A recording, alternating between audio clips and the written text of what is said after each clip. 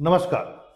भारत बहुत जल्दी एक डील करने वाला है भारतीय कंपनी के साथ ही, जिसमें माना जाता है कि 220 के आसपास एंटी क्राफ्ट गन को भारत परचेज करेगा। पिछले बार से इस बार, यानी कि भारत ने पहले भी परचेज किया है, इस बार ये इसलिए ज्यादा महत्वपूर्ण है क्योंकि इससे पहले जितने भी यूज हो रहे थे एंटी क्राफ्ट गन, वह बेसिकली विदेशी थे, आयातित थे।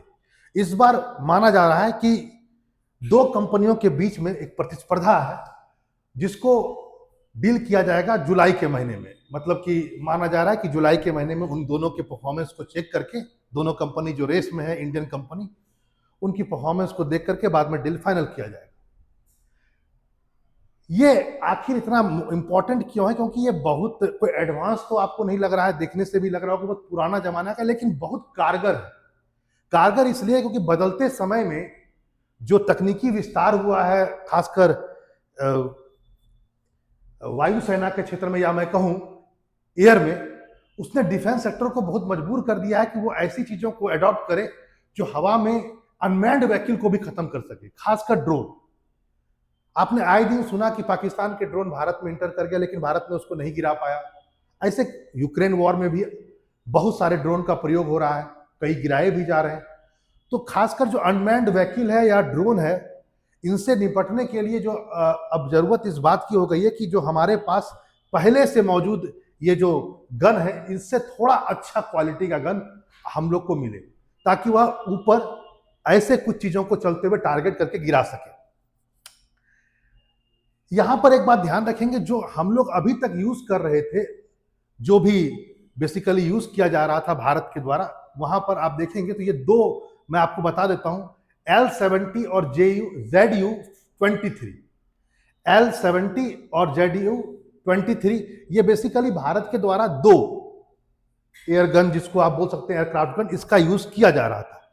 एक इसमें रसिया से लिया गया है ZU वाला, और L-70 ये बेसिकली स्वीडन से लिया गया। लेकिन यहां पर प्रॉब्लम क्या है कि 1990 के बाद, यदि मैं कहूं 1990 के बाद से आज तक भारत ने कोई भी एंटी एयरक्राफ्ट गन परचेज नहीं किया। यानी एक तो यह हो गया कि यह बहुत पुराना हो चुका है, तो तकनीकी खराबी आ रहा है। भारतीय सेना ने उससे थोड़ा अपग्रेड किया है, थोड़ा उसमें तकनीकी रूप से और उसको सक्षम बनाया, लेकिन फिर भी सच्चाई यह है कि वो बहुत पुराने हो चुके हैं और अब जरूरत इस बात की कि उससे एडवांस आए। इसलिए माना जा रहा है कि जुलाई के महीने में ट्रायल शुरू होगा। दो कंपनी, जैसा कि मैंने कहा, दोनों ही भारतीय कंपनी होगी, और बाकायदा यहाँ पर जो एयर डिफेंस महानिदेशक है लेफ्टिनेंट जनरल सुमेर इवान, उन्होंने बाकायदा कहा है कि कोई विदेश से नहीं लिया जाएगा, आयात नहीं किया जाएगा, देसी कंपनी को ही दिया जाएगा इसका टेंडर। और वाजिब बात है, ये किसका जगह लेगा? जैसा मैंने आपसे कहा, पुराने पड़े L-70 और ZU-23। जैसा कि मैंने आपसे कहा कि L-70 बेसिकली इसका प्रयोग यदि सही मायने में कहा जाए तो बांग्लादेश युद्ध के बाद से अभी तक हुआ नहीं है। 1971 का वो वर्ष आपको पता होगा, और इससे स्वीडन से खरीदा गया था, यानी बहुत पहले खरीदा गया। यदि बांग्लादेश के युद्ध में इसका प्रयोग हुआ है तो वाजिब बात है, बहुत पुराना है, उसे अब अपग्रेड करने की जरूरत है, इससे नया लाने की जरूरत है। यह प्रति मिनट 300 राउंड फायर कर सकता है और 1000 प्रति सेकंड की गति से, 1000 मीटर प्रति सेकंड की गति से यह गोले को छोड़ सकता है। अच्छा खासा है, लेकिन यह बहुत अच्छा नहीं माना जाएगा। इसकी मारक क्षमता केवल 3 से 4 किलोमीटर तक की है। इसमें थोड़ा अपग्रेड करा करके बाद में, जैसा कि मैंने कहा, जब पुराना हो गया तो अपग्रेड कर करके इसका काम किया जा रहा है। इसमें थोड़ा सा camera, radar system, sensor system को लगाया गया।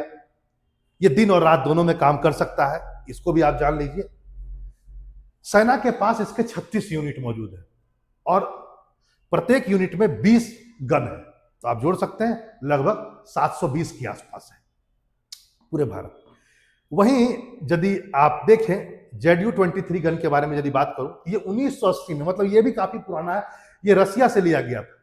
डबल बैरल का है, देख लीजिए। उसमें जैसे आप देखेंगे तो इसमें आपको सिंगल बैरल नजर आएगा, इससे पहले वाले में यदि आप देखेंगे यहाँ पर, ये सिंगल बैरल नजर आएगा। ये बेसिकली ये जो है ये S-70 है, लेकिन ये डबल बैरल वाला है। ये डबल बैरल के साथ ये ZU-23 है, ये रसिया के साथ लिया गया है। इसकी भी अच्छी खासी यह है सेना के पास 15 यूनिट है, प्रत्येक यूनिट में 16 से 32 गन है और वर्तमान में ये उपयोग में है, लेकिन ये सभी बहुत पुराने हो गए हैं।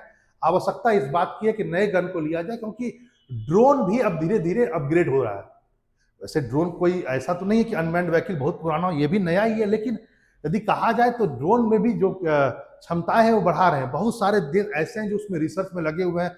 कई प्रकार के रडार, जैसा कि माना जा रहा है चाइना का 6th जनरेशन जो फाइटर प्लेन सेना बना रही है, उसमें तो ये भी बोला गया है कि वो बिना मैन भी चल सकता है, केवल रडार सिस्टम से और सॉफ्टवेयर से। वो भी एक अनमैन्ड व्हीकल ही है। बहुत सारे ड्रोन ऐसे जिसको रडार कैप्चर नहीं कर सकता। जरूरत इस बात की कि आपको भी बहुत एडवांस लेना पड़ेगा, और इसी कारण भारत ने बहुत ज्यादा तो ऑर्डर नहीं दिया। उम्मीद थी कि इससे ज्यादा ऑर्डर दे, केवल 220 का ऑर्डर दिया गया। देखते हैं आगे और भी कोई चीजें हो पाती है इससे कि नहीं। फिर मिलते हैं नए टॉपिक के साथ। नमस्कार।